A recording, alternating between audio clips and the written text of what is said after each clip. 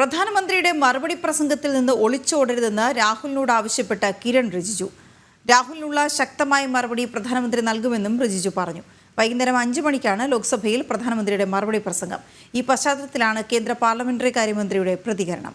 ഗൗതം അനന്തനാരായണൻ വിവരങ്ങൾ നൽകും. ഗൗതം, പ്രധാനമന്ത്രിയുടെ മറുപടി പ്രസംഗത്തിൽ നിന്ന് ഒളിച്ചോടരുത് എന്ന് പറയുന്ന കിരൺ റിജിജുവിന്റെ പ്രസ്താവന ഏത് സാഹചര്യത്തിലായിരുന്നു? വിവരങ്ങൾ. വീണ, ഇന്നലെ വൈകിട്ട് ലോക്സഭയിൽ സംസാരിക്കുമ്പോഴാണ് രാഹുൽ ചൈന അനുകൂലമായ പ്രസ്താവനകൾ നടത്തുകയും ഭാരതത്തിന്റെ മേക്ക് ഇൻ ഇന്ത്യ പോലുള്ള പദ്ധതികളെ ഇകഴ്ത്തിക്കാട്ടുകയും ചെയ്തത്.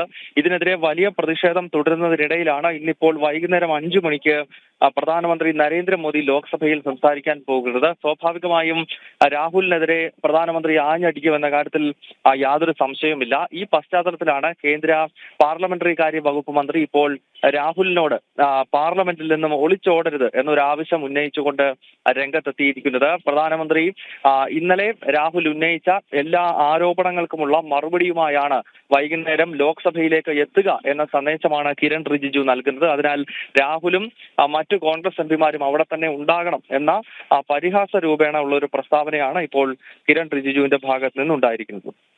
ശരി ഗൗതം.